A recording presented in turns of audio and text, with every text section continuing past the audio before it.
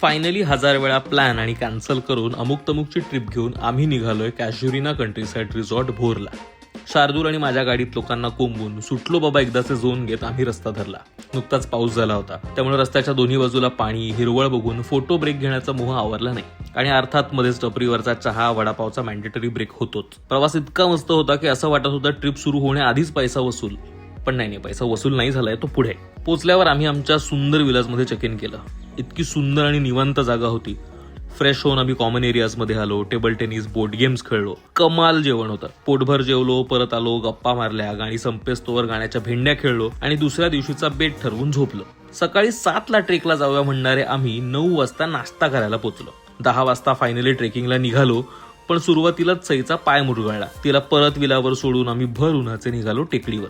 पण काय ती सुंदर टेकडी, पूर्ण पिवळ्या फुलांनी झाकली होती. वर गेल्यानंतर हेच शब्द तोंडातनं बाहेर पडले. काय झाडी, काय डोंगर, एकदम ओके मध्ये, एकदम पोस्टकार्ड सारखं दृश्य होतं.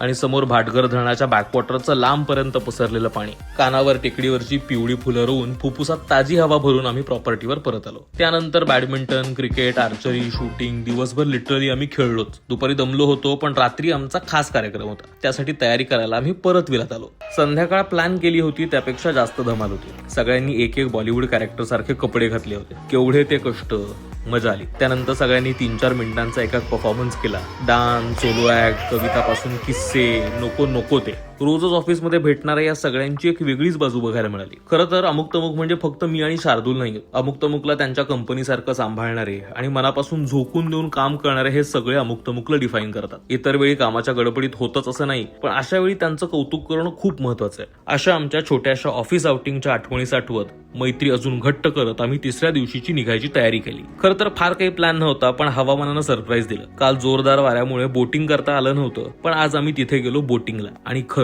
तिथलं दृश्य म्हणजे ऍब्सोल्यूट स्वर्ग. पाण्याचा आवाज, वाऱ्याची गार झुळूक आणि शांतता, एकदम परफेक्ट एंडिंग. न भूतो न भविष्यती अशा आमच्या पहिल्याच ऑफिस ट्रिपच्या आठवणी आणि सोनालीच्या बुटांच्या पिशवीत चुकून आलेला बेडूक घेऊन आम्ही परत आलो. तर हे होतं आमच्या ऑफिस टीमच्या आउटिंगचं पहिलं पान आणि मेमरीज फॉर लाईफ टाईम.